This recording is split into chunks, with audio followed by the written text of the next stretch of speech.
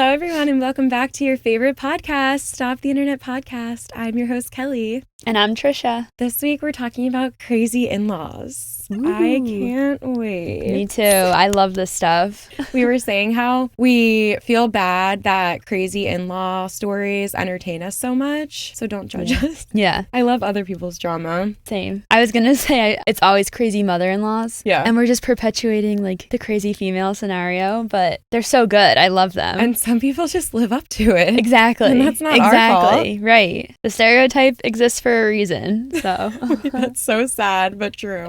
Do you have any life updates or facts? Life update. I was just in New Hampshire for a little bit. Yeah. How was it? It was good. So I guess like kind of fun fact, I love the winter and I love the snow. I feel like that's an unpopular opinion unless you are into like skiing or snowboarding. People just hate cold weather and stuff. So I love the snow, but it hasn't snowed here where we live. I know. And it makes me really sad. So I was like, I need to go see some snow. So my boyfriend and I went to New Hampshire for a few days and I don't know how to ski or snowboard. I do want to get into it, but when we were up there, we did some hikes, which were very difficult in the snow. Some parts of it, like if you sunk your foot in too far, it was like up to your knee. Like there was so much snow. Oh my God. And we did some snowmobiling, which was cool. That's sick. Yeah, it was really fun. So, and That's we were so like cool.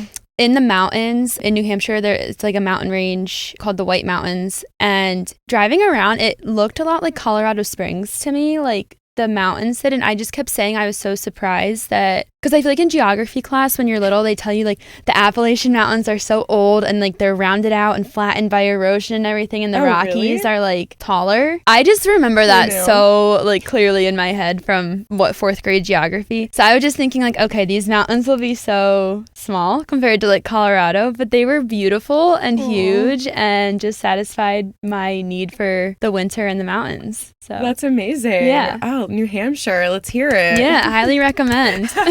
I was just in the Catskills in New York for a ski trip, and it was also so beautiful. The mountains are massive and they go on for so long. I guess they're massive compared to like the Poconos though, which is in Pennsylvania near or the closest range to us. That's what I was expecting. Yeah. So I was just like mind blown that they were so like large and pretty. The Poconos are like hills compared to anywhere else.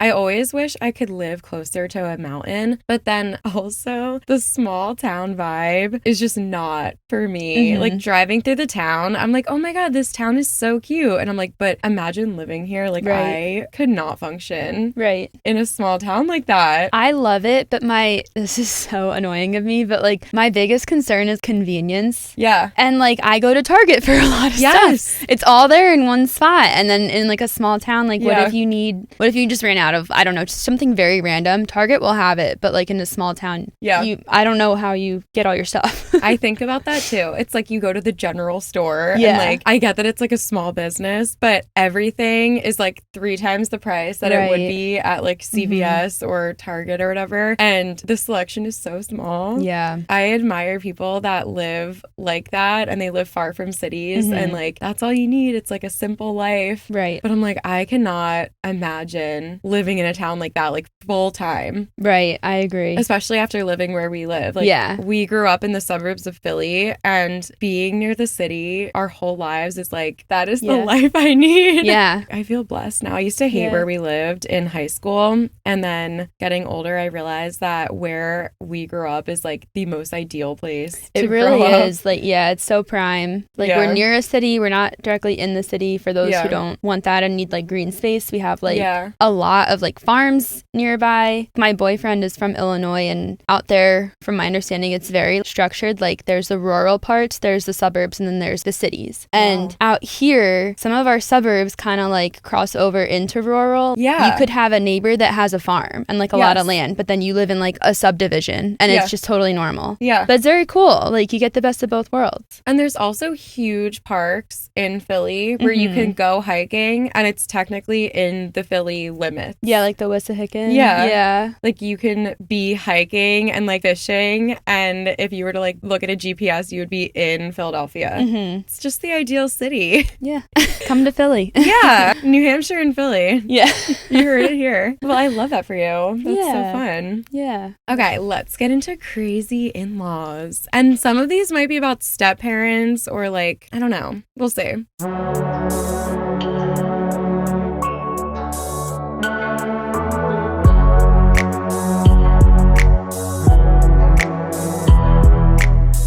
Where to start? There's so many. Okay, let's start with a hard hitter. I can't wait to see your reaction to this one. My stepmother gave me penicillin despite me being allergic. When I was younger, I was around 11, my mom went away on holiday for a couple of weeks and I had to stay with my dad and stepmother. I wasn't the nicest to my stepmother. She was very strict and she didn't allow me in certain areas of the house or to touch certain things. So being the rebellious child I was, I would just do what she said not to, or I would hide things, or I would play with her pet rabbits that she didn't like me touching. Just do things I knew would set her off. They would always end with huge screaming matches, and my dad would have to separate us. During my stay at their house, I was trying to be my nicest, but I was feeling bored because I was only allowed in 3 rooms of their house. So I snuck out of the house one day and went to go play with my stepmother's chickens. I accidentally let the chickens out and they escaped. So when my stepmother found out, she was furious, but she didn't really seem very angry with me at the time. That night, we had a banana-flavored pudding thing. I don't really remember, but it tasted off. Immediately, I started feeling tired, so I went to bed. Then I got hives all over my body. I remember screaming for my dad because my vision was all blurry and I was sweating so much. My dad was screaming for my stepmom to call an ambulance and I couldn't breathe. I'm not allergic to anything but penicillin. And we found out my stepmom snuck some into my food. I never saw either my dad or stepmom again after that, and I haven't spoken to them since. But now I know, don't let chickens out or someone will attempt to murder you. Okay. What? She tried to murder an 11-year-old. Just for being an 11-year-old. For letting a chicken out of a coop. Yeah. She's a kid. That's insane. Also, where did she even get penicillin? I think you need a prescription for that. It's an antibiotic. Oh, really? Yeah. That's even worse. I don't think you can just purchase penicillin. Unless this is like a different country. I don't know. She said on holiday, so maybe they're in the UK. Oh my goodness. There was an edit and they said, she isn't in jail. She still lives with my dad. It was 10 years ago and I was 11. If your wife tried to murder your child or just purposely put a medicine that they were allergic to in their food, would you stay with that person? No. Like, how could the dad stay with her? No. That's psycho. That's insane. Literally putting my child into like anaphylactic shock and just I feel like continuing on. Yeah, I feel like that's out of a movie. Yeah. Especially sneaking it into like banana pudding. That's so like what? I don't know, like murder mystery. Like I hate it. Scary. that is scary. Am I the asshole for not wanting my soon-to-be mother-in-law in the bridal party? So I'm planning my wedding with my partner. It's a summer wedding and it has blown up in our faces. My soon-to-be father-in-law exploded and cursed us out because we won't allow my soon-to-be mother-in-law to be in the bridal party or sit at the bridal party table. Now he refuses to even attend the wedding and she is playing the victim card and won't be a part of the mother of the bride functions. She stopped answering phone calls and messages, started talking poorly about the actual bridal party, and even went as far as saying that she is all my partner will ever have. I'm desperately trying not to speak out of turn, but I'm quickly losing my patience over the mom drama. No matter how many times we explain that in all the billions of weddings worldwide, you never see parents in the bridal party because their role of honor is different. She's not hearing us and putting words in our mouths that we don't want her there, which is absolutely not true. We want her there in her respectful role as mother, not maid of honor. Should we allow her to take over our wedding party to keep the peace, or should we stand our ground and not allow toxicity on our special day? Why are mother-in-laws sometimes so obsessed with their sons? Yeah. And they just like want a part in every single thing. Yes. Like, why would you want to be in your child's bridal party? That's so weird. When people are planning a wedding, crazy sides come out. Yeah. I mean, maybe hers was always out. I don't know. But like that is so so strange to want to be in the bridal party. It's like she wants to be maid of honor if she can't be the bride herself. It probably is about attention. Yeah. Wait, actually, I think it's the mother of the bride. I'm sorry. I don't know why I assumed it was the mother of the groom. I kind of did too, but just because it seems like mother of the groom behavior. Yes. I just feel like the mother of the groom is always like, there's always drama. I don't know. Not always. Sometimes. So mother of the bride wants to be in the bridal party. In the bridal party. It's bizarre. It's really weird. Very bizarre. I don't think I would give in. No. I think it's so weird and she wants attention and she's getting it with all the drama that she's causing. Right. And I feel like you have to put her in her place now. I'm surprised that the husband of the mother is like also feeding into this. Yeah. Like he's not going to go to the wedding. Yeah. I feel like they need someone their own age to talk them out of this. Yeah. Like if you have any aunts or uncles that are close with them, maybe they can explain why that's not normal. Right. I don't know. I think your mom probably just wants attention. I feel like it'd be one thing if the bride was very close with her mom and wanted to do something really special and made her the maid of honor. Like maybe the bride doesn't have sisters or close friends. I could see it being sweet in some way. But the fact that the mom is asking to be a maid of honor or, you know, in the bridal party, it's not sweet at all. No. Like, it's just so strange. It's so strange. And it's interesting because she would honestly have a more prominent role as the mother of the bride in that traditional sense. You know, in the ceremony, you walk down the aisle, typically, at least like in American weddings, as far as I know, you get a lot of attention on yourself. You're wearing your own dress. You're not matching like a group. Yeah. You would expect that someone who wants attention to be pumped about that like specific role that they get to have. Yeah. It's so bizarre. Do you think she's trying to just like feel young again and be like with the girlfriends? Probably. Like, where is this coming from? It's just so strange. I know. I feel like there's a deeper issue here. Yeah. I would not give in to her, though. I think that's so bizarre. Yeah. And if she doesn't want to go to your wedding, that's her own fault. Right. Like, are they really going to hold their ground that much and be like, if I'm not in the bridal party, I'm not going to your wedding? Like, I know. Is it worth it? Like, this is such a big day in your life, your daughter's life, and you'd really miss it just because of one little, whatever, disagreement? I think that when it comes to weddings, parents of the couples have so much entitlement in certain situations, and they just feel that it's their day. Mm-hmm. And I get that vibe with this mom. Yeah. It's like, oh, she gets to decide what role she wants to play in the wedding because it's her daughter or her son or whatever. And that's annoying. Yeah. And I feel like if it's happening with your wedding, it'll probably happen with other areas of your life, like your children, if you have children. Mm-hmm. So yeah, I would set that boundary now. Yeah, nip it in the bud. Agreed. So no, not the asshole, but your mom is crazy. I just watched Ted Lasso the other day. Oh, and I've I never learned watched it. It's really good. I highly recommend. But I learned that the saying is nip it in the bud because it's related to horticulture and not nip it in the butt. Wait, speaking of commonly used phrases, remember like months ago I mentioned I wanted to read about Greek mythology? Yes. I got this Greek mythology book and I read the first like prologue or introduction or something, and I learned so much. There are so many commonly used phrases like that stem from Greek mythology. Really? Yeah, I wrote them down because oh my God, I love that. I wanted to share them with you. Wait, when you and Rebecca were saying a while ago, like you want to start using like uncommon phrases, one of them I think was like get a grip. Yeah. I have been using that so much. We've been using it in the recordings, like get a clue or get a grip. So funny. That is such a good one. It is a good one. Why it's did so people stop out of saying pocket. that? I know. It's such a good one. It's also funny reading really old stuff and hearing the way that they spoke. It hasn't changed that much, or like even just old TV shows, or like movies from like the 40s and 50s. Like some of the ways that they say things, we still say it the same way. Yeah. And you would think that they'd be a lot more proper back then. Oh. Or like formal in the way that they talk. Yeah. But I feel like some of the stuff they said, I'm like, I still say that. That's so interesting. It's just unexpected. Do you have an example on the top of your head? No, I wish I did.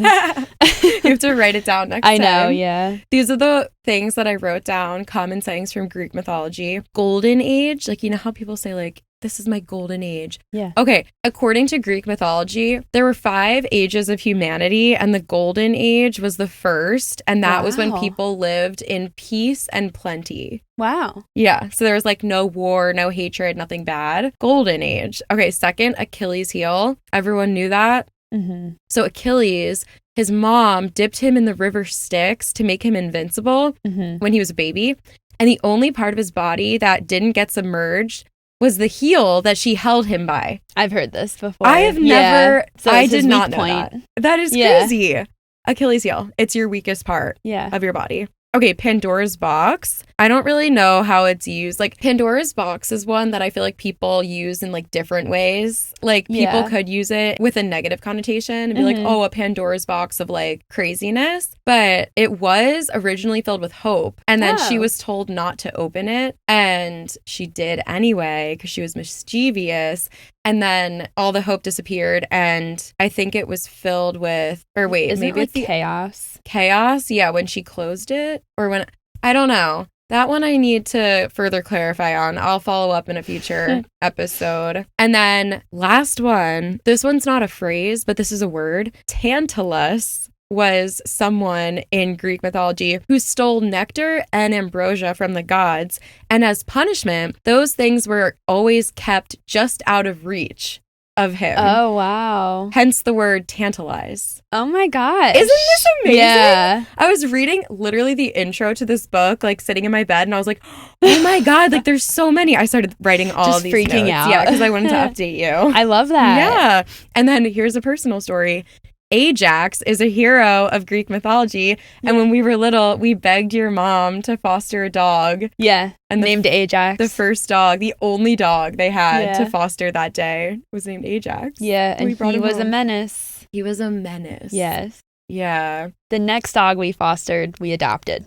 Oh, really? Yeah, we were foster fails. Oh or my you know what? gosh. Actually, we didn't foster him, but we adopted him from the rescue that we fostered with. Oh, that's awesome. Yeah, Ajax was a little terror, but I thought of him when I was reading this book because Ajax. And there's a lot of names for dogs, especially that I saw in this book already after reading the first like 25 pages.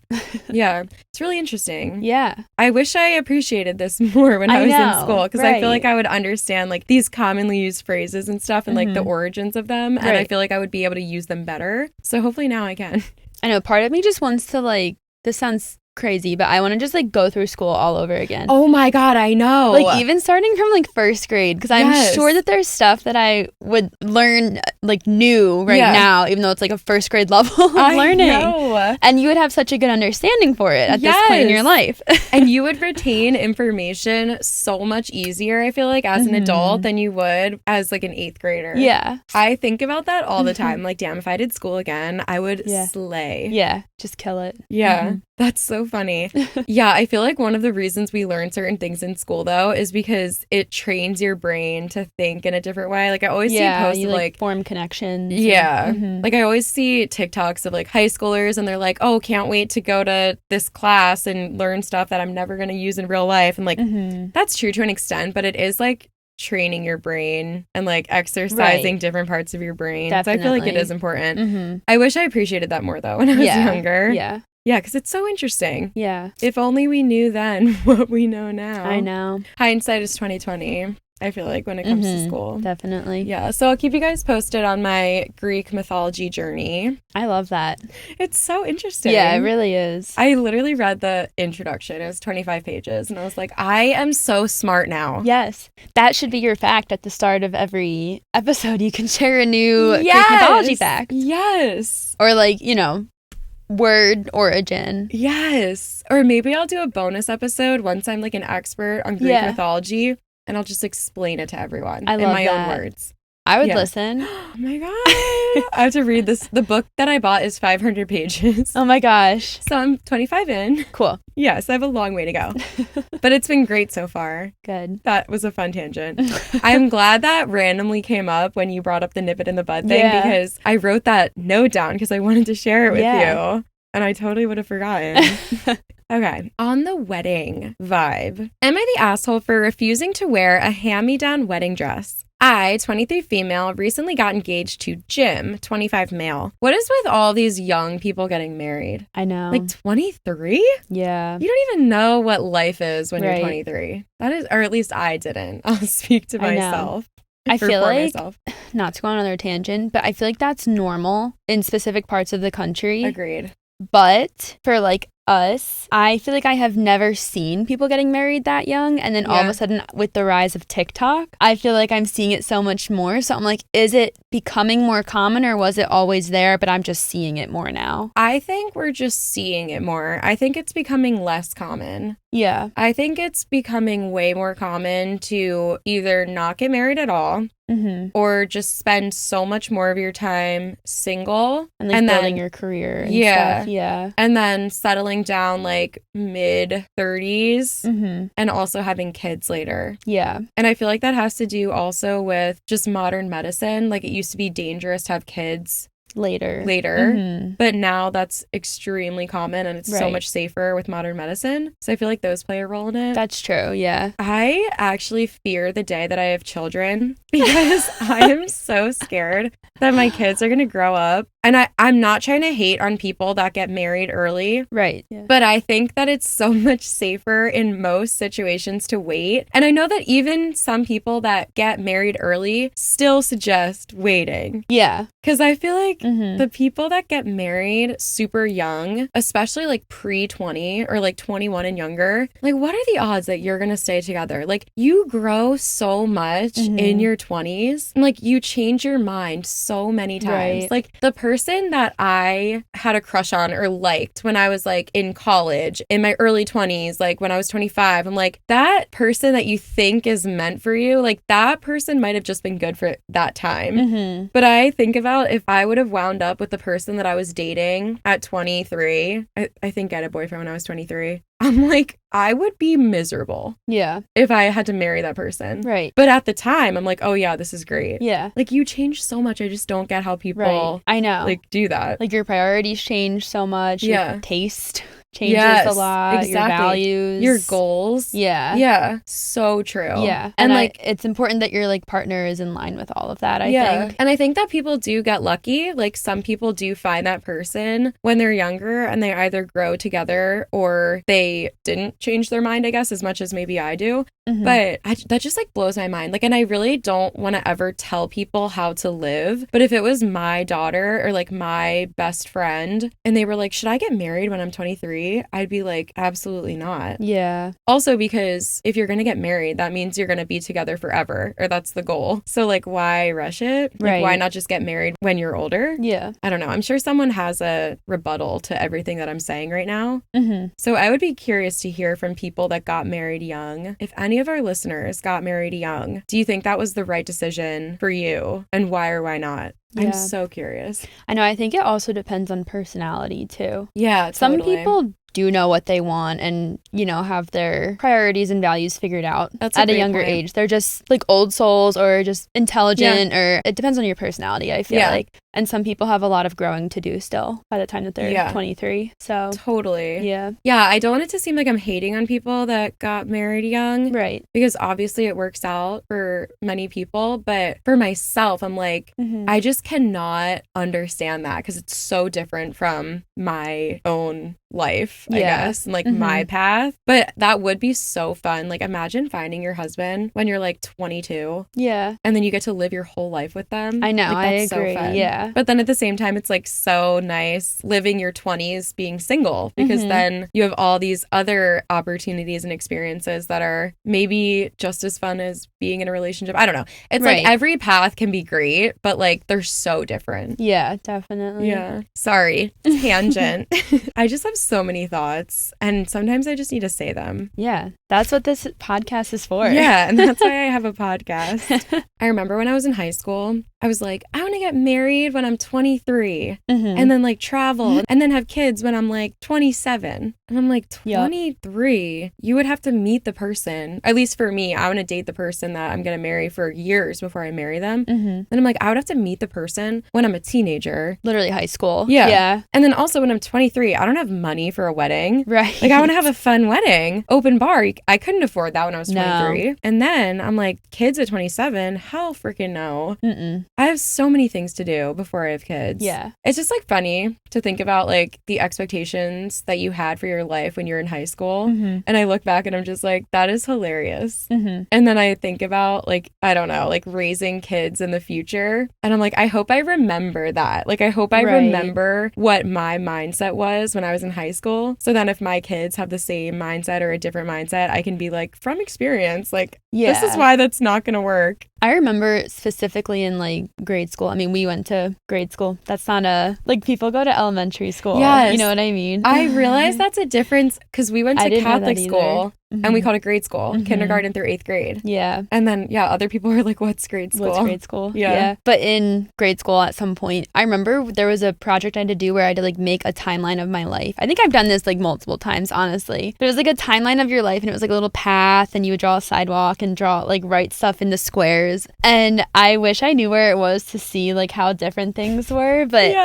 I definitely had like a full plan for myself. I think it stopped probably when I was like 30 because I'm like, well, at that point, I'll be so old. It doesn't even matter. You know, it sounded so old to be 30. But I had all these plans for before 30 and I'm so curious like if I doubt I'm still on the same track, but it'd be so funny to look at that and be like, none of that happened. Your concept of age is so different when that's why I thought I wanted to get married when I was 23 because I thought 23 was so old. Yes. And like you were so mature and well versed when you're 23. Yep. And I'm like, me at 23? Scary. Yeah. Like, no. She cannot be a wife. No.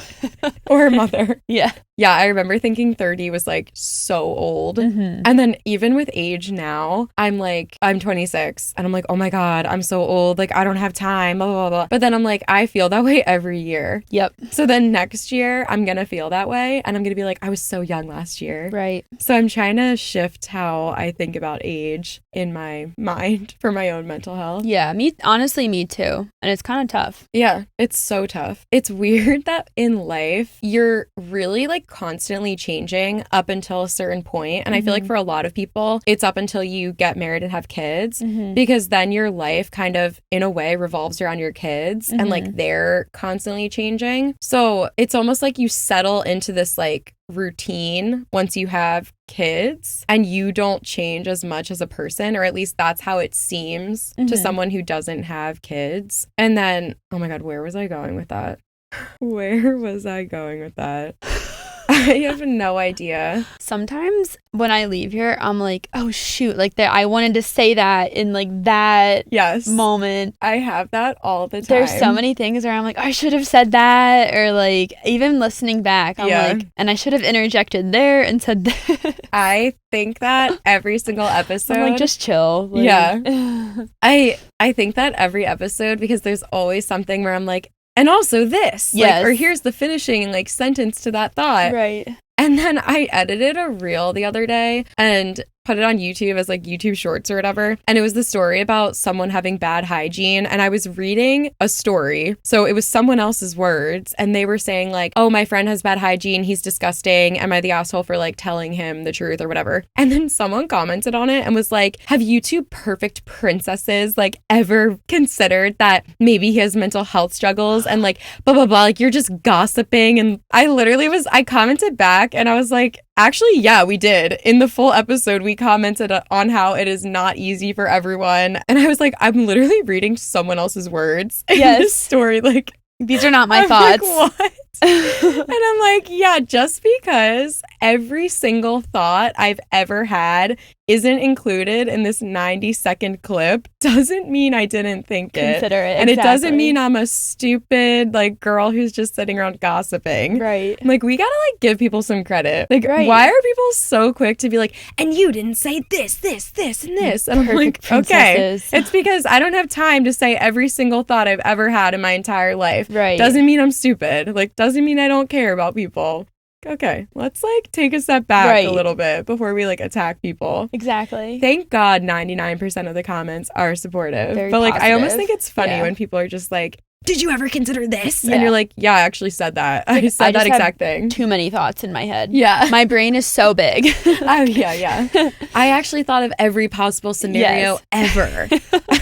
Like, no, I'm so sorry. And like, also, even if I didn't think of that, why do you have to call me stupid? Right. Like, you could just be like, oh, also, this is possible. And I would have been like, you're right. I commented back and I was like, you're right. That is true. But like, you don't have to insult me just because I didn't think of that. Literally. Like, okay. I think that's the beauty of, I don't even know, but like that's conversation. Yes. And like learning. I love hearing different perspectives when I had not even considered it at all. I love that when I'm like that. Like, I'm just like mind blown at that perspective because it did not cross my mind at all. Yes. I love that. Me too. And I feel like that's why, like, I feel like we always say on the podcast, like, oh, if you agree or disagree, like, tell us why. Right. And I get so many comments that I'm like, oh my God, that's so true. And I didn't even think about it. Right. And it's like, that doesn't mean you're stupid. Right. Just because somebody didn't think of the same perspective. Like, that's why we all have opinions. And like, that's why like our backgrounds in life and like our experiences shape how we feel about certain things. And like, just because someone hasn't made that consideration yet doesn't mean they're dumb. Like, maybe you should teach them with kindness. Yes. Like, slow down, take a deep breath. Yeah. Before you type out your... Yeah. And the comment was so dramatic too. I was just like, okay, like, we can all relax. Like, I'll talk to you and I'll hear you out, but like this is a Reddit story on a podcast. I know that you saw literally 90 seconds of. I'm like, okay, let's not like jump to conclusions. And I feel like that's, even if you're not insulting someone or quick to like jump down somebody's throat, I just feel like that's a good sentiment for like every part of life. Like, you don't know the full story. Mm-hmm. And I feel like that's even true with like driving. Like, if somebody cuts you off while they're driving. I think about that all the time. I just notice like older people, especially like my parents, will sometimes be like, oh, nice, like, good one. And I'm just like, why do you even like care about that? Mm-hmm. Or like, they'll be like, oh, look, now he's gonna go cut somebody else off. And I'm like, I could not fucking care less about that guy. Like, just let him go. I'm not gonna like spend my time being like, and then he's gonna cut him off and him. And I'm just like, maybe he has to pee. Yeah. Or like, whatever. And like, my mom and I laughed about something recently where we were in the middle lane and someone went from the right lane to the middle lane and then quickly made a left turn. Like, they were obviously in the wrong lane. And my mom's like, oh, cool, like, way to cut me off, or like something like that. And I literally laughed out loud. And I was like, oh yeah, I'm sure you never made a mistake while driving and had to change lanes super quick. And she's like, yeah, you're right. Like, she was like, yeah, of course I haven't, or like something like that. And I'm like, we don't have to like just be so quick to like get annoyed or like get mad when we don't know the full story. Right. I know. Like, sometimes I'll be driving home from night shift and I'm like exhausted, but I'm driving home in rush hour traffic that everyone's going to work. Right. And maybe I'll just, I don't know, go slower than people want me to, or I don't know what, but I'm like, if they knew that I'm finished with my work for the day, done. I had just done my shift and now I'm going home and I'm exhausted. Like, they might feel a bit more forgiving of how I'm driving. And like, you're driving slow because you're tired and you want to be alert. And it's like, if they knew that you just spent 12 hours doing life-saving procedures on people in the hospital that wouldn't survive through the night if you weren't there taking care of them, maybe people would be like, oh, let's cut her some slack. Right. She's allowed to drive the speed limit while everyone else is driving like a maniac. Yeah, that's what I always think about. Like, people would cut you so much slack if they just like understood like, who was in the car. Instead of just seeing the car, there's like a person in there. Yes. You know what I mean? That's such a good point. And like, obviously there are people that are selfish, but like, our conversations always come back to this, but like just being slightly delusional in the sense that like, just assume the best of people, because even if it's not true, it's only gonna help you. Right. Like, the person that cut you off, or the person that's like driving too fast or too slow, like whatever, and it really doesn't affect you other than that they just like passed you or whatever, just assume that they're going to pick up their child from school and their kid is sick, or like assume that they have to pee really bad or whatever, because or maybe they're lost, they're nervous, they're in like a new city, they don't know anyone. Exactly. That's nerve-wracking. Like, even if that is not true, you have just convinced yourself that like, you know what, there's a reason for it, and like, let's just let everyone live. And like, that is now your mindset. So like, how is that negatively affecting you? Right. But if you sit there and you're like, oh, like, that person's a dickhead, like, they're so rude, like, I hate people that drive. Now you're in a negative mood. Yes. And like, who is that affecting? You.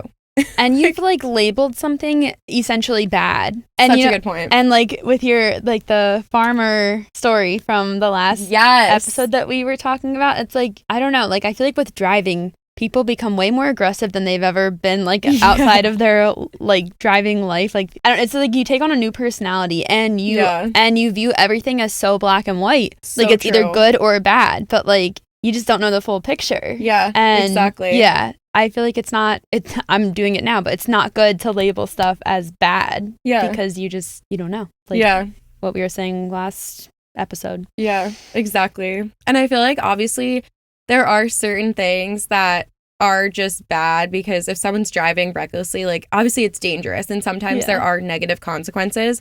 So I'm talking in the situations where you're in a lane and, like, somebody changes lanes and they're now driving in front of you, and that's the only thing that happened. Like, maybe the worst part of this situation is maybe you had to hit the brakes when you were just, like, cruising before. Yeah. Like, is that really that bad? Right. Like, to change your mindset and your mood? I'm just like, I just don't care. Obviously, there's situations where I'm like, oh, that was annoying. But, like, we don't need to, like, dwell on it. Like, oh, someone's driving fast in the other lane. Like, okay, I'm not going to spend my time worrying about it. Right. Obviously, that can be dangerous, but I don't know. Someone flipped me off recently. Oh, that would piss me off. Yeah, I kind of took it personally. I would take that personally. Why did they do that? I don't even know. We were, like, going around a curve, and I was going as slow as I could. They were going so slow. It was like a downhill, very tight curve. In Pennsylvania, the roads are very weird and curvy and strange. And we were going around a curve, and maybe I got too close. I don't really know what it was. Yeah.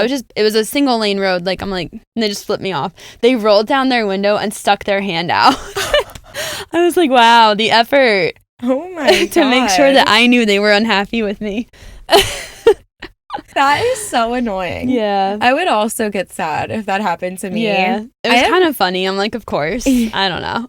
I don't think I've ever flipped someone off while driving. Yeah. I might have, because I drive to the city a lot, and people annoy me sometimes, but I don't do it often. I cannot picture you doing that. Yeah, people turn into a different person when they drive, really, I guess. They really do. Yeah, the flipping off is just, like, unnecessary. I'm like, okay, I'm so sorry I made a mistake. A mistake that literally the only consequence of it is, like, maybe somebody had to hit their brakes. Literally. Because that happens to me all the time. Like, I have to slam on my brakes when, like, someone gets in my lane. Or, like, a truck, for example. If a truck is on an on-ramp and, like, merges into traffic on a highway in the way that every other car does, I've noticed my mom will be like, ugh, a truck. And I'm just like, I'm like, they can drive too. Yeah. Like, they're allowed to drive on the road. I would hate to be a truck driver. Oh my God, me too. I feel like just everyone hates big semis. You know how a lot of drivers will drive recklessly around trucks and, like, cut them off or whatever? That is so scary. Like, can they even see you? Right. And it's so heavy. You have to brake so early for stuff. Yeah. That is so scary. I just assume that a truck driver cannot see my car, like, whatsoever. That's how I operate around cars. Or, I mean, around trucks. Because it's so scary driving by trucks. Yeah. So that's why when they merge in front of me, I'm like, yep, right ahead. Yep. Right ahead. I have nothing negative to say. This lane is yours. This lane is mine. Exactly. Okay, wow. I feel like this episode's gonna be full of tangents, so if you don't like tangents, so sorry. Yeah, my bad. Okay, back to this story about a wedding dress that I started reading an hour ago. Am I the asshole for refusing to wear a hand-me-down wedding dress? I, 23 female, recently got engaged to Jim, male 25. We don't like super extravagant weddings, so we plan to keep things simple and frugal. We receive money from our families, but we're using it for a nice honeymoon and using our bank accounts for the wedding day. Although the title may make it seem otherwise, my stepmother, Kim, and I have a good relationship. She gave me a hefty amount of money and asked that I use it for a dress. She said she was very poor at the time of her first wedding and didn't get to wear a beautiful dress on her big day, and it would mean the world for me to get one to wear. I obliged. I wasn't planning on spending my own money on an expensive dress, but with the amount of money, she gave me the opportunity to wear my dream dress. She even took me dress shopping along with my grandmother and helped me pick the most perfect dress. It was a classic fit and flare, and with all the money, I was able to get some custom embroidery done. Not only was it a beautiful dress, but it flattered my body perfectly. A few days after I picked out the dress, however, Kim approached me and asked if I would like to wear her mother's old wedding dress from the 1970s, and said she'd give me twice the money she had initially offered to do whatever I pleased with if I agreed. I turned her down. I know it's a lot of money, but the wedding will be a day that I remember for the rest of my life, and I really wanted to wear a dress that suits me. The dress in question was puffy with no shape.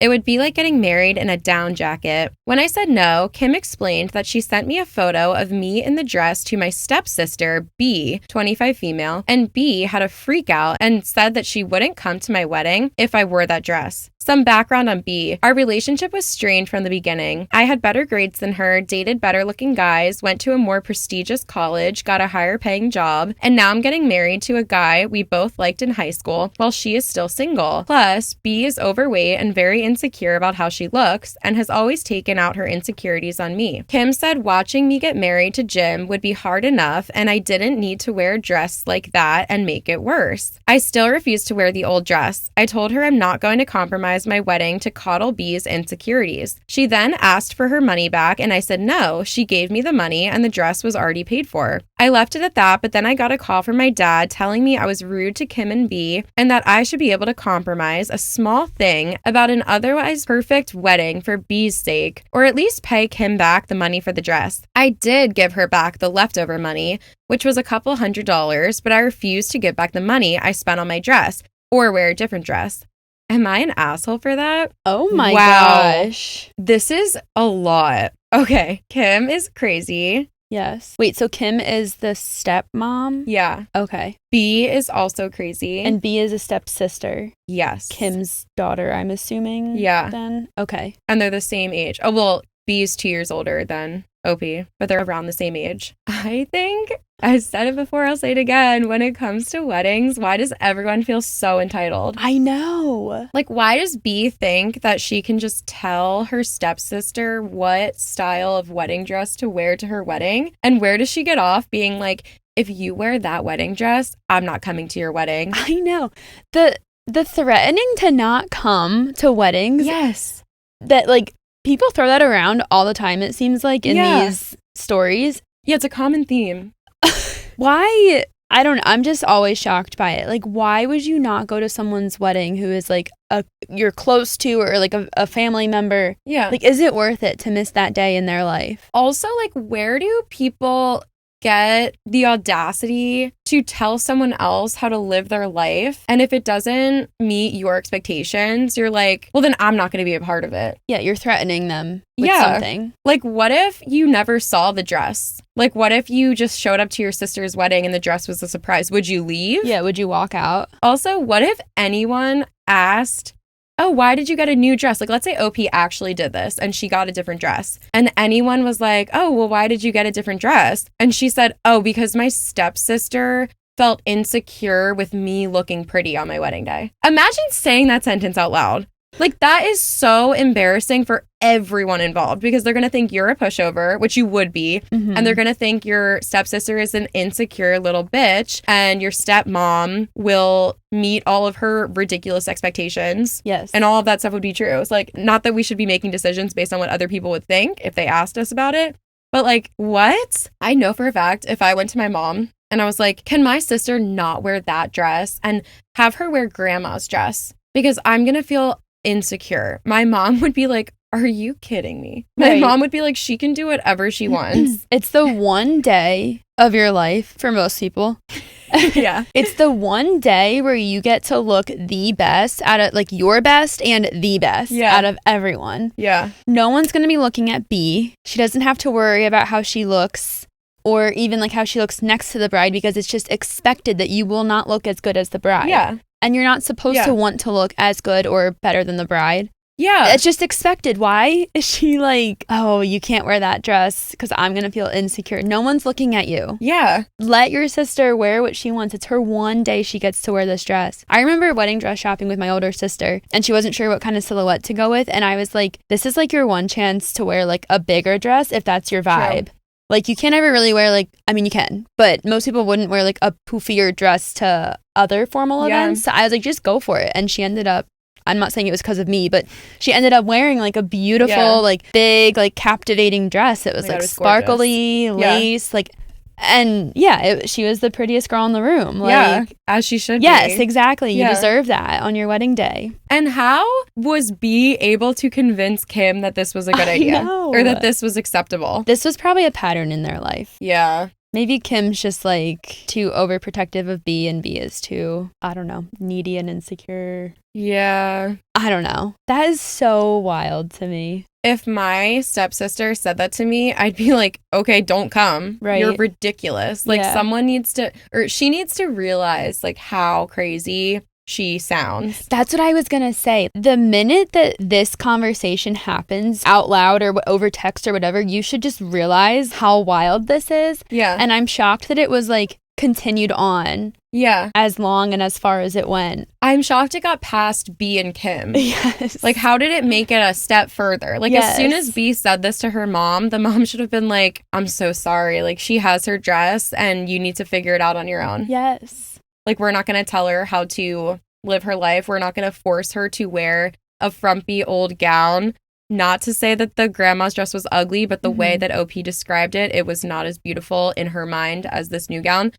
We're just going to expect her to wear a dress that she thinks is ugly. And why? So that her stepsister can feel better about herself. Like, let's be real. Like, is that how she goes through life? Like, telling people they can't do stuff because she will feel insecure? Such a good point. Like, does she go to work and tell her coworkers not to do stuff because she'll feel insecure? Yeah. Like, every does she day say to her friends? What if it was her friend getting married, not her sister? She'd probably do the same thing. Would you ask, oh, can you wear my grandma's dress? Or can you wear your grandma's dress? Like, hell no. Wild. That's crazy. And it seems like Kim at first was on the side of the bride, like, looking beautiful because she was the one who wanted to pay for a new dress and went shopping with her and saw her in like her first choice dress, and she paid for it and the extra like custom embellishments and everything. And then all of a sudden just flipped the switch and she's like, no, you should wear this dress now. Yeah, Kim has something going on too, because she already gave her a specific amount of money. So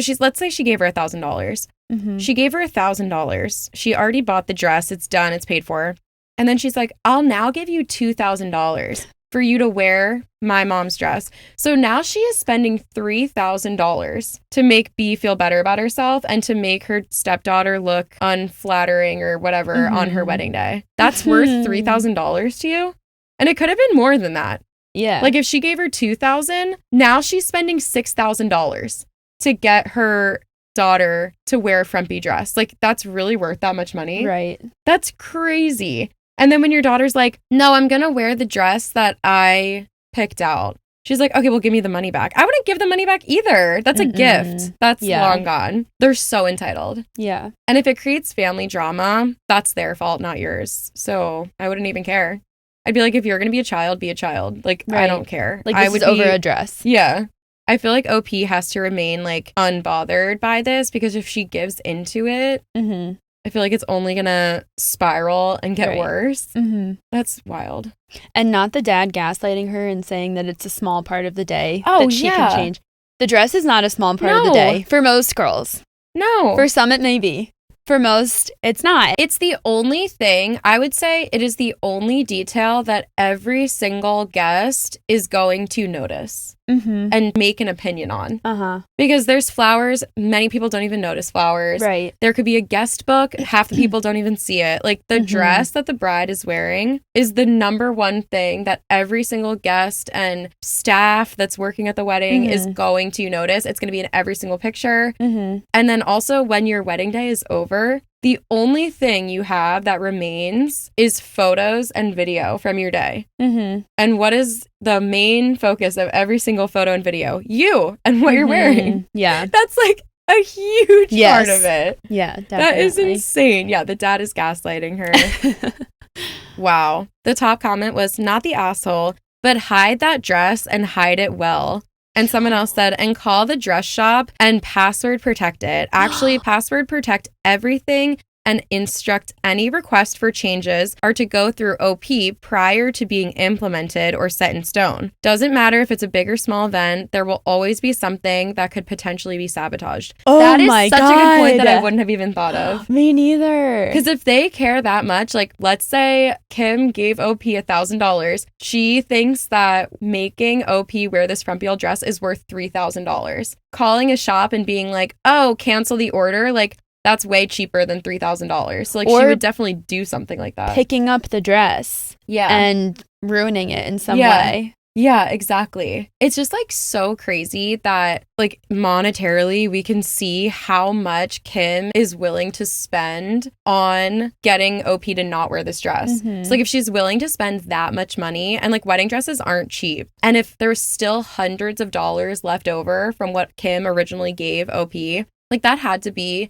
a lot of money. And so it's worth triple that to her. Yes. To get OP to not wear it now. And it's like calling up a shop, that's free. So like it's way easier for them to sabotage this dress. Wow. That is an amazing, that is such a good idea. And I would not have thought of that. No, me neither. Oh my God. Crazy. I feel like that's something you only think of from a bad experience. Yeah. Like whoever commented that must have had to do it. So true. Like, yeah. Yeah. Wild. That's wild. Oh my God. People are so entitled. Yeah. Wait, this is going to slowly turn into a weddings episode.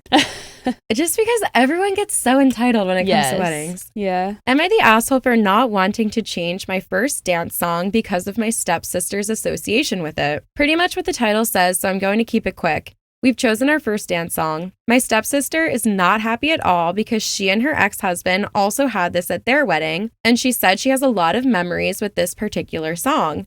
She asked if I could change it. I told her I get it, but this is what we want, and I don't want to change it.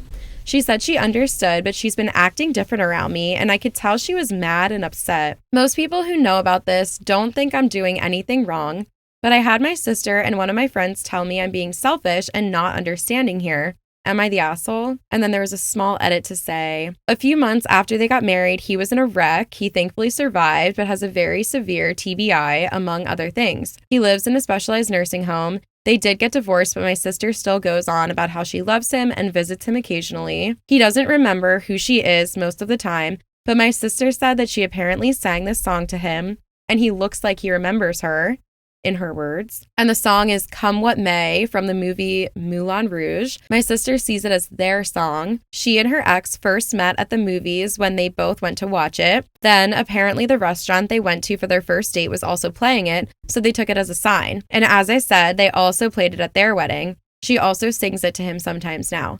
I think it's a really nice song and I'd like to play it too. I don't want to have to change it. Ooh. Holy shit. Okay. My opinion changed after the edit. Same. Oops. Wow. Okay. So at first I was going to say not the asshole. If like a song reminds you of an ex, just, suck it up for the 3 minutes or whatever that they're dancing. Yeah. Because I've been to weddings where they've played their first dance song and I'm like, I'm not the biggest fan, but I'm not like... Yeah. That's the most energy that I put towards that. I continue eating my food or whatever, it's just so whatever. True. Maybe I do have a bad memory associated with a song, or maybe I just don't like the song, but it's like kind of whatever to me. I can't imagine getting that worked up over someone else's first dance. Yeah. But it has a lot of emotion tied to it. Yeah. Wow. I feel like if I was the sister and I was watching someone at their wedding dance to that as their first dance, I'd probably cry a lot. I would be so upset. Yes. I think circumstances would be different if the sister had a normal relationship where everything was fine and maybe they just weren't compatible, or like she cheated on him and then they got divorced or like whatever. I think this situation is so different. Yes. Like she experienced an immense amount of trauma, something that no one deserves in life. And it seems that this song is more than just their first dance song. Yes. And it's also not a song. I mean, I've never seen Moulin Rouge, but I could see if the first dance song was like, what's a really common first dance song? Like, I Can't Help Falling in Love with You. Yeah. If it was that, it's like, Okay, you don't own that song. Like, every other person dances to that song at their wedding. It's like a beautiful classic. Like, okay, this seems like a very niche song. Yeah. I don't think I've ever heard it, to be No, honest. me neither. Yeah. And I wonder how OP learned about it. Like, did she learn about it because... From her sister. Yeah, because they danced to it. Who knows? I guess we don't know that. But I think that no song would mean more to me than helping my sister, who just experienced this insane amount of trauma and grief, and her life will never be the same. And the one thing that she has that still connects her to her husband is this song. I don't think any song would mean more to me than that. No. Yeah. Because at first I was like, okay, she'll probably feel some like anger and resentment listening to that song. Yeah. If it was her ex and hers first dance. Yeah. That was my initial thought. Right. But now that it's explained, I'm like, oh my gosh, she's gonna be like, it's just a lot more than like a song with an ex. Like, yeah. Oh my gosh. I think OP is either lying to themselves or like just severely missing something. Yes. Because if you're not missing something, it's like, how do you not realize that this is more than just a song to them? And if you do realize that, which you probably do, considering all the details that you included in your edit, you have to be lying to yourself to not acknowledge that this is more than just a song to her. I know. Like, let's be freaking for real. And be for real with yourself, too. Yes. Crazy. I'm just saying, like, how do I want to say this? So, like, my sister's accident. Yeah. My sister was in a bad accident. We talked about it in the last episode that I was on, just, like, briefly. But it was bad, and it was, like, months of recovery, and she was in the hospital for a while. And, like, the tiniest thing will just send me right back to that time in my life when, like, she was in the hospital and stuff. Like, the smallest little things, like, just, it's just crazy how strong, like, the memories and emotions can become. Yeah, the trauma. Yes. And I just cannot imagine that, because that song, it's, like, stronger than any little, like, trigger that I've ever experienced, I'm sure. Yeah. Like, I just can't imagine, like, being at a wedding and sitting through that and watching like, my sister have her first dance with everything tied to that song in my mind. Yeah. Yeah. And, like, the fact that your sister came to you and asked you this favor, and I know that just because someone asks us a favor, like, doesn't mean we have to do it. Mm-hmm. But if you genuinely care about someone, it's okay to do favors for the people that you love. Like, it doesn't mean that you owe them something. It doesn't mean that they expect you to act a certain way or that they're expecting you to say yes. But it's okay to do favors for people that we love. Right. Like, that doesn't mean that they're entitled or whatever. Right. Some people definitely are entitled. I feel like this is more than just a favor. Yes. But I don't know. That's like crazy. Yeah. I cannot imagine disregarding my sister's trauma to that extent for a song. Mm-mm. A song that to me is just like, oh, it's our first dance song. Yeah. And to her, it's literally the only thing that connects her with her husband who experienced a TBI and will never be the same. Yeah, doesn't remember her. Yeah. Except when she maybe sings the song. Yeah. Oof. And, like, last thing about this is, like, they said they heard it, they watched the movie together, they heard it at a restaurant, like, does the sister, like, OP, does she have this strong connection to the song as well? Yeah, that's what I'm wondering. Like, I feel like she would have included that. Right. And it's like, to her, it's probably just a song that she likes. Yes. It's like, are you okay? Come on. Like, let's actually think. Yeah. I feel like so many of these stories that we read are just like, you know, you're allowed to do things for others. Like, you know, that's okay. And we can all do things for the people that we love. Right. And, like, that's even true in the last story, like, for B. B, who would have been insecure because her sister looks better for her. It's like, yeah, that's something you should do. You should let your sister wear the dress that she wants to wear, and you should shut your mouth because it's one day, and that's just what the nice thing is to do. Like, why are we so, like, entitled? Like, yeah. It's so annoying. Yeah, we're telling you now. It's okay. Yeah. To be nice. Yeah. Think of others. Exactly. Am I the asshole for telling my husband's parents to stop telling people that my name is Catherine and for embarrassing them in front of friends? My name is Rin, just Rin, not Catherine.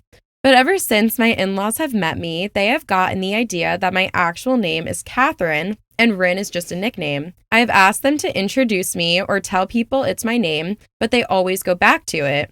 My husband and I took a small break from them when it continued, and they apologized and seemed to be doing better. Then for my mother-in-law's birthday, we were invited to celebrate with them, and a couple of her friends came up to me and asked if I was Catherine. They said mother-in-law talked all about me. I decided to get a little bit jokey instead of annoyed and played up on it, saying mother-in-law is so forgetful and that I was so sorry she told them the wrong name. That I'll need to write my name on everything she owns so they don't forget. Her friends found it funny, but told her it was weird that she gave them the wrong name. She and father-in-law came up to me close to the end of the party, and I told them to stop telling people my name is Catherine and they need to accept that my name isn't up to them. They claim I was rude and that it was awful for me to try to embarrass them in front of their friends by joking with my mother-in-law's friends. My husband told them they should have listened, but they are saying I took it too far, and maybe I did. Am I the asshole? No. No. What? No. Wait. Absolutely not. What did she say? Hold on. They need to accept that my name isn't up to them.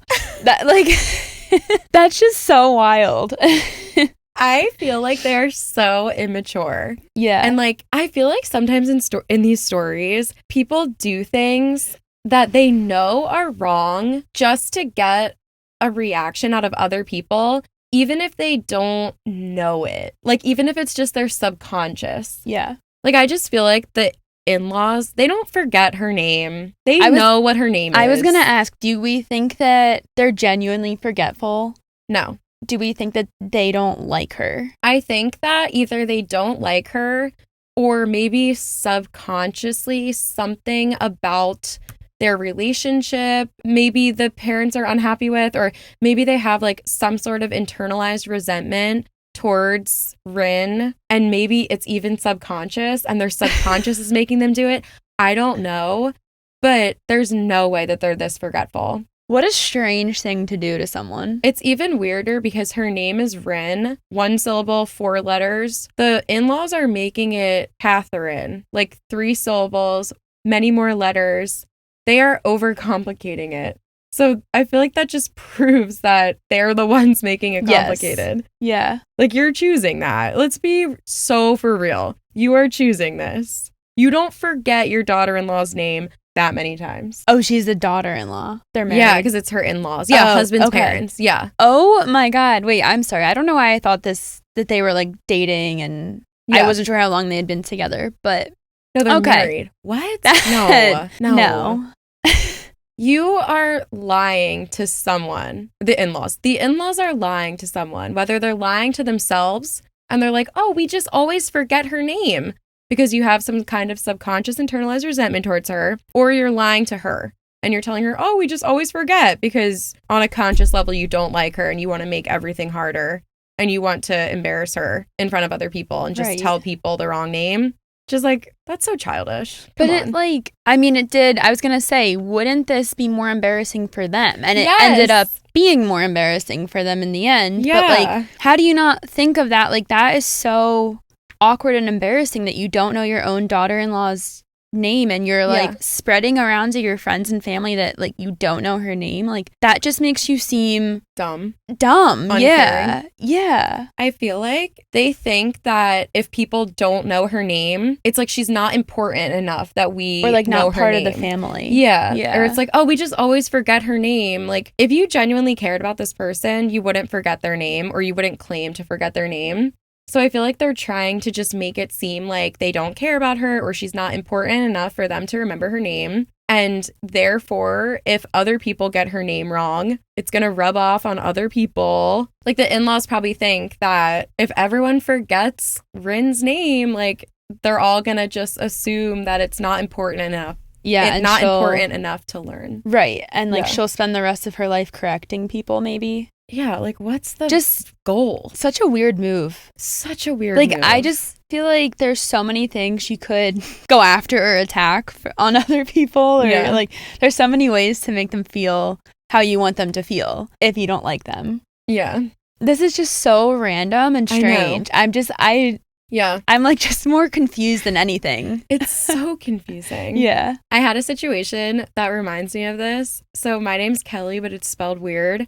and people always spell it wrong like my whole life, but it doesn't really annoy me because I'm like, whatever. Yeah. But when I was in grade school, there was this one staff member at the school who handled, it wasn't a teacher. She handled all the like church things, and it was a Catholic school. So there was a lot of church things that would like tie into school activities, whatever. So she would spell my name wrong, and my mom would email her and be like, hi, my daughter's name is Kelee. It's spelled wrong in like the bulletin or like whatever. And she would be like, oh, okay, I'll fix it next time.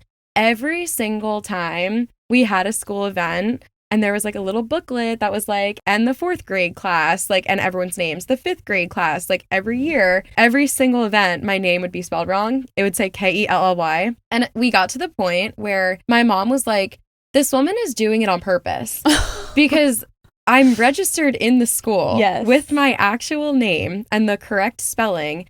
And when you go in and like copy and paste the class roster into the booklet for this like church ceremony or whatever it is, you would have to change the spelling or you would be like looking at the list and typing the name. So you're looking at how it's spelled.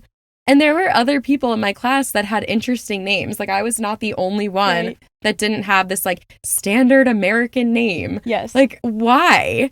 And I just feel like maybe she didn't like my mom, or maybe she didn't like that my mom stood up for me. Like kept correcting her. So yeah, exactly. I was like, gonna say, is she going after a 3rd grader? Like, yes. Like, I don't know. And then my mom was like, this is so ridiculous. Because also it's like, it doesn't seem like that big of a deal. Right. But if it was my daughter, I would do the same thing my mom did. I would stand up for her and be like, why are you treating her like this? Like, it's just rude at this point to show this little girl that the spelling of her name doesn't matter. Right. Like, it does matter. It's your name. Yeah. And I'm like, why are you doing this? Like, all of this and for what? And it got to the point where we were in 8th grade, and it was 8th grade graduation. This was going to be the last, like, booklet that we were going to have ever print from this school. You. Pretty sure that was, like, the first time that it was spelled right. I don't know if my mom contacted her, like, beforehand, but it just happened so many times that I was, like, prepared for it to be wrong in the graduation thing, which is, like, the only thing you keep and, like, put into, like, the box of memories or whatever. But I was like, wow, it took how many years for this woman to give me my correct name? Like, I just don't get the name thing. Like, why is that how people take out their, like, anger or resentment onto people? I don't know. I really think it's because in their mind, they're like, you are not important enough for me to remember your name. Yeah. And that's like the message. Yeah. But that's so messed up. I've had that happen to me too, because I spell my name Tricia, and a lot of people switch it to Trisha. Yeah. And it doesn't bother me, but it is tough having like an alternative spelling to a name. Like I feel like a lot of like Haley, Katie, like those, there's so many different spellings. Yes. So it's just like, for me, I've always been kind of like whatever about it. It is kind of annoying because my name's Patricia and I really just took off the PA and left it the same. Yeah. So I feel like people are complicating it more than it needs to be. Yes. But when I first started at my job, we like write all the nurses' names up on a board and we write our like patient assignments, like the room numbers next to our names. And my name was spelled, either it was written Patricia or it was written Trisha. Either one, it just wasn't like correct for me personally. Yeah. And I think I said like, oh, I don't go by Patricia, I go by Tricia, or I had said I spell it differently. But I was like, but it's fine, like whatever, I don't care. And someone's like, no, that's important. Like that's your name. Like you have to get it right. Like make sure everyone knows it. Like, you know, like you're important. And you know, I don't know, it was just like nice that I forget who it was, one of my coworkers maybe, but someone said like, no, like you matter and your name matters and like it should be spelled correctly on the board. Like don't just like let it go. It's important. Yeah. That's so sweet that they did that. Yeah, it was nice. Yeah. Actually, one of my friends just told me a story about a guy he was friends with who was Asian. I'm not sure where he was from, but he had an Asian name that was 2 words, and I don't remember what the actual name was. But my friend said that this new friend of his was like, oh, my name is blank. Like he said his true birth given name. And he's like, but that's kind of complicated. So you can just call me Jack or like John, or he gave some like really like standard American name. Yeah. And he's like, it's just easier if you call me Jack. And my friend's like, I'm not going to call you Jack, like, no. unless you want me to, but like, I will call you by your name, like your birth given name. And I love that he said that, but I feel so bad that this friend of his was like, oh, my name is this, but that's complicated, so call me this other random name. Yeah. That is so sad. Like, no, we should be calling people their birth given name and spelling it correctly. Yes. And obviously it's like if you mispronounce someone's name by accident or misspell it by accident, of course people make mistakes, but like these people are purposely doing these things in certain situations. To be disrespectful. Yeah, like there's no reason for that. It's so rude. Yeah. Ugh, annoying. Rin. Catherine. Rin. Yeah, we're going to call you Rin. Yeah, that's a cool name. I like that. That is a very cool name. I've never heard that before. I've never heard that either. Rin. Oh my gosh, here's another name one. Trigger warning. This story mentions birth trauma. Am I the asshole for telling my brother-in-law and sister-in-law that I don't like their baby name? Backstory, my husband and I had a full-term stillbirth back in 2014. We were obviously devastated. We had just gotten the room ready for her to come home and had our bags packed. We named her Delaney, parentheses Laney. We post on social media at least twice a year. We had therapy in order to cope with the loss. We were numb for many months following. The families knew how bad it was for us. This year, my brother-in-law and sister-in-law were pregnant with their third baby. Normally, they share the names they are considering, but didn't this time. I didn't really think much of it. I mean, we all have busy lives. Well, we all found out her name from a social media post. It's Lane. Layne. My husband and I were a little shocked, but we thought we would first say congrats and then ask what the nickname would be. They responded Laney. We stated that it was really close to what we named our baby we lost. Super chill, not rude or confrontational. And the wife got ticked and ended up blocking us on social media over it. My brother-in-law said they aren't the same name, so he doesn't understand why we are upset.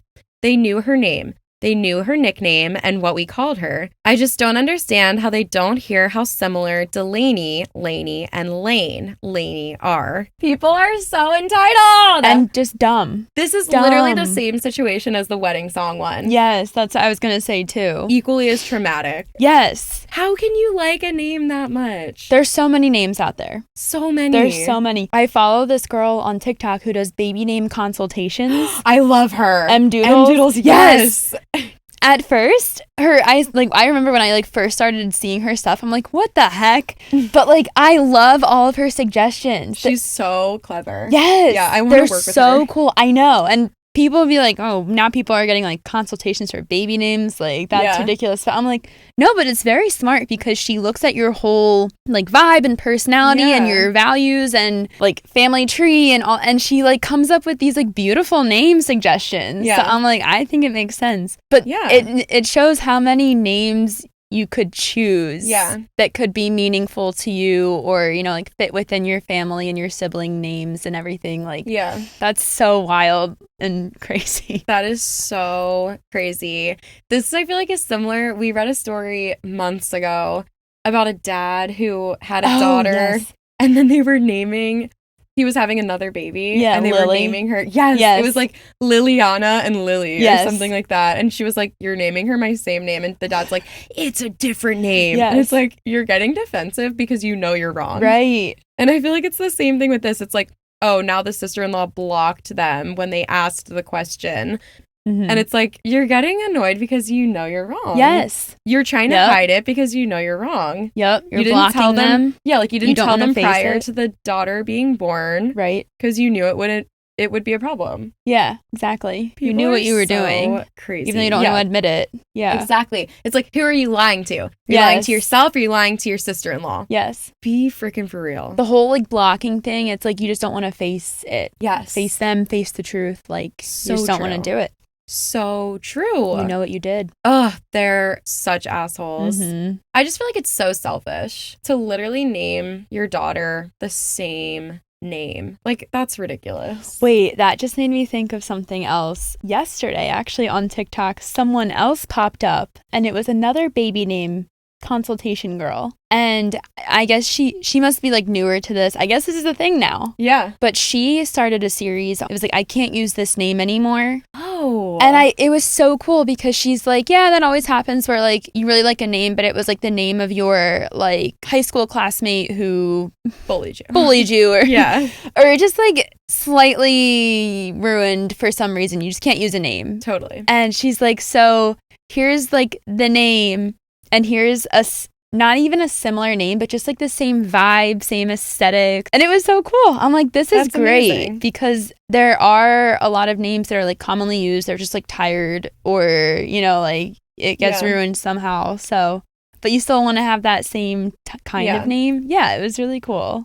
I feel like they're either inconsiderate and they just it didn't even cross their mind that they shouldn't use this name, or they knew they shouldn't use it and they didn't care, which I think is the case. Yeah. But even if that was like their dream to have a daughter named that, like they probably should have come to you beforehand and been like, I know this is maybe hard to hear, but it's always been my dream to have my daughter with this name. And I wanted to warn you so it's not jarring when you see her name on social media or whatever. Like, it has nothing to do with your daughter. Like, we obviously still care about you, like something like that. Mm-hmm. But they're just inconsiderate and immature, and they suck. They could have even said something like, we're doing this kind of like in her memory because it's a similar name, and like then it would be like very meaningful for both families. I wonder if that's true though. I was thinking that too. Yeah. And I'm like, but if they said that to the sister-in-law, like would it be and a it was lie? A lie. Yeah, that's true. I don't know. Yeah. They just suck. Yeah. Ew. I hate it. Ew. Okay, let's do one more and then we'll wrap it up. Okay. This one's another sister-in-law drama. I heard my sister-in-law bad-mouthing me and told my brother about it. I don't know what to make of his reaction. What offset this drama is that I had a real leather sofa sitting around the house that wasn't going to fit in the basement, so I offered it to my brother Jake. He said no, and I ended up donating it. Okay, very simple situation. Yep. Makes sense. When I was over at Jake's house for dinner last Sunday, I overheard my sister-in-law talking about me to someone over the phone. She was telling them about how I had the gall to tell Jake to take the sofa away without thinking about how he's supposed to move it or how it would fit into their tiny house, or how it'd be a money-losing business just so I can get rid of it in peace. She said I take their house as a garbage disposal bin and would always rub it in Jake's face that I make significantly more than him, that I'm a narcissist and a neat freak, and that if she was the one who made the kind of money I make, she'd never let her siblings live in poverty. Shame on me and a bunch of other things. Anyway, I stayed calm at the time, said goodbye to Jake, and went my way. After thinking about it, I decided to see where he stands with this. So I called him and asked whether he told his wife about the sofa. He said, "Why? Did you hear something?" And I was like, "Dude, just answer." He said, yeah, that he told her I wanted him to take the sofa and he refused to take it. I then said, "Listen, I heard her bad-mouthing me to someone over the phone the other day and it's not cool." I was about to tell him what I overheard when he interrupted me and said that he knows. She badmouths me to him, too. He said that he never told me anything because he didn't want any hard feelings between us. He said that she just doesn't like me and anything I would do would be criminal in her eyes. He told me not to take it to heart and that she's like that to almost everybody. Anyway, in the end, I told him, "Listen, just know I won't be going over to your house in the future if she's there," and he was cool with it. Now, why I'm here is because I don't know what to make of his reaction. He's my brother. I can't imagine he's been listening to this woman's bullshit and tolerating it for so long, nor how he would bring up me offering the sofa in conversation if he knows that she doesn't like me, right? What do you say? Yikes. I hate people like this. Yeah. He's like, she just doesn't like you, and anything you do or have done is criminal or whatever. Yeah. But don't take it to heart. Excuse me. How is he not standing up? Okay, what I want to know is like, why is the brother not standing up to the wife when she says this stuff about his sister? And also, when did it start? Because if it started when they were dating, I wouldn't marry someone that constantly talks shit on everyone, let alone my family members. And then if it started after they were married, I feel like he should have been standing up for her from day one. That's so toxic because it's like if the person you're dating is bad-mouthing your loved ones, then they're essentially pulling you away from them. Yeah. That can be very dangerous in a relationship. Yeah, agreed. I hate when people assume the worst of other people. I feel like that's happened to me in friendships in the past. Like there were multiple situations where I was friends with this girl and like through the grapevine, I heard her interpretation of multiple situations where I had good intentions or maybe I didn't have all of the information. And then she went and like told other friends like, oh, Kelly did this because of X, Y, and Z. And I'm like, that's not true. Like she just assumed that. Yeah. And she assumed the worst of me. Right. When that was not true. And I just don't think I would do that to my friend. So I'm no longer friends with that person. Like if you did something, if you offered a couch to me, I wouldn't be like, oh, Tricia's just trying to get rid of this couch and she thinks that I should just have to come and take it. No, I would assume the best of you because I know you and I love you. And I would assume that you were offering me something to try to help me. And I would assume that of all of my friends. Right. And so why are people assuming the worst of their friends or of their family members, especially if they don't have a reason to? So like the brother's wife is assuming the worst of OP based on what? Like it seems like it's based on nothing. Yes. Because Jake admits that she just hates her for no reason. Yeah. And it's like, well, how can you live like that? And she does that for everyone, apparently. Yeah. Like, how can you live with a person where you can look at them and be like, I know that she just hates everyone and just talks shit on everyone, regardless of who they are. Like, why do you want to be with that person? Right. And why do you just let it go on? I know. And that's got to be, like, so frustrating. I mean, I've met people like that, too, where, like, you know they're saying something bad about you, but it's behind your back. Yeah. And it's just so frustrating that you can't explain yourself or defend yourself. Yeah. And it's even more frustrating when, like, a close friend or loved one is present and they don't defend you either. Yes. It's so, like, infuriating. And then it gets back to you, like, oh, so-and-so said this about you. And I'm like, okay, well, what did you say? Yeah. Nothing. Yeah. Oh, it's so frustrating. It's also frustrating that you would even have to defend yourself. Yes. Like the relationship that I was just talking about, or the friendship, I should say, when I would hear these stories, like through other friends, they'd be like, oh, this is what she said about that situation. And I would be like, what? Like, right. And I would be like, oh, I wish I was there so I could be like, no, this is actually what's true. And then I'm like, no, I shouldn't have to be there. Like my friends should be saying the best things about me and assuming the best of me, even when I'm not there. Yeah. And I'm like, why do I have to like defend myself in order to look like a good person to my friend? Yes. Like that's not what a friend does. And then you're like walking on eggshells when you are with them because you don't know what's going to be interpreted as evil from you. Yeah. Exactly. Yeah. And it's like if she thinks that you offering your brother a couch is you like dumping on them. Yeah, exactly. Yeah. That's like the simplest of things. Right. Like imagine what story she's going to come up with when life gets more complicated, when there's kids involved or when your family members are sick or whatever. Like this is a couch. This is an object. But like when it comes to more complicated things, like I don't even want to be associated with someone like this. No. Yeah, that's tough. But at the end, OP's question was, now I don't know what to make of my brother's reaction. He's been tolerating her BS. Why would he bring up me offering the sofa in conversation if he knows that she doesn't like me, right? I kind of feel like in a way that question is doing what the wife is doing. Like she's almost like, did my brother have bad intentions? Like why would he do that? Let's assume the best of your brother if you trust him and he has shown you through other situations that you can trust him and that he does make the right decisions and he does the right thing most of the time. Let's assume that he had good intentions. I feel like that question is now irrelevant. Right. So even if he had good intentions and you still didn't like the outcome, instead of being like, well, why would you do that? Be like, oh, well, I'm sure you had good intentions in telling her she's your wife. You're just keeping your communication open and honest. But maybe in the future, you can just not bring up irrelevant things to her when it involves me or something like that.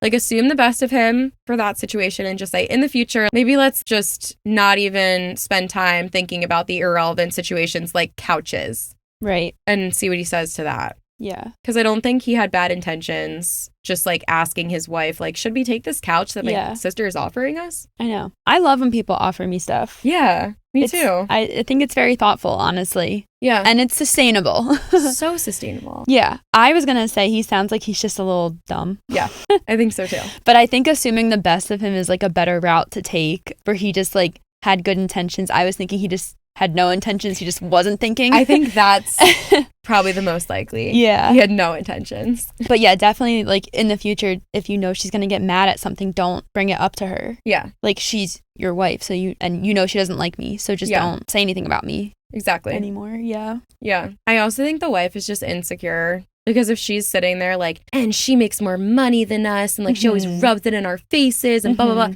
It's like, unless you actually are doing that, like rubbing wealth in their faces, like she is just insecure and she's trying to find a problem with anything. Yeah. I know, to call her a narcissist for offering them a couch is a little out there. I know. She is just looking for the worst in every situation, and it's not someone that I would want to spend time with. No. And OP said that she's not going to. She's not going to go over their house if the wife is there. So yeah, I think that's a good move. And it was responsible of her to communicate that with her brother. Yeah. Just like, I'm just putting it out there, like I'm not going to come over, instead of just like all of a sudden stopping. That's a good point. Communication and stuff. Yeah. And then have him being like, what's going on here? Yeah. That's I think that was a good move. Yeah. I'd say don't think too far into it, because you did everything right up until thinking deeper about your brother's intentions. Yeah.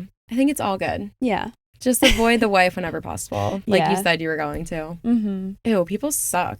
Ew, I hope this never happens in my future relationship with my in-laws. I know. So much drama. Scary. Yeah. People always say they don't like drama, but I feel like so many people like drama. Yeah. No, I'm just trying to protect my energy out here. Yeah. No thanks. Protect your peace. Yeah. Well, I feel like we said so much. I know. Which is good. Yeah. I think I said all my thoughts. I think I did too. We're definitely going to think of more later. Yeah, definitely. Especially like listening back, I'd be like, oh. Yeah.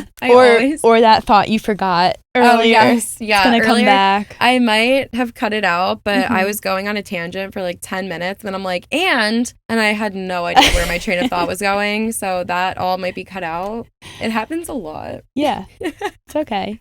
Sometimes I'm like, oh, can we just like pause the recording and listen to literally the last 30 seconds of our conversation? That's a good idea. Can you? I don't even know how the software works, but we might be able to. I'd be like scared to maybe stop that's the what we'll recording. have. Yeah. Maybe we can test it out. Yeah. Okay. That's a good idea. So then we don't lose our train of thought. Yeah. It's still going to happen. But I know.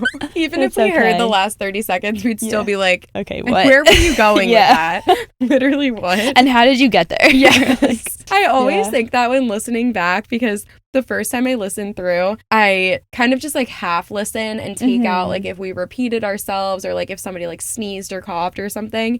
And I'll like randomly hear this one sentence and I'll be like, what was that pertaining to? But it's fine. It's fine. Yeah. Trust the process. Exactly. Exactly. Hopefully you guys liked this episode. I hope you liked our tangents. Me and Trish are always on tangents. Always. We really are. Yeah. It's fun. Thank you so much for listening. We love you. We appreciate you. And we'll see you in the next one. Bye. Bye.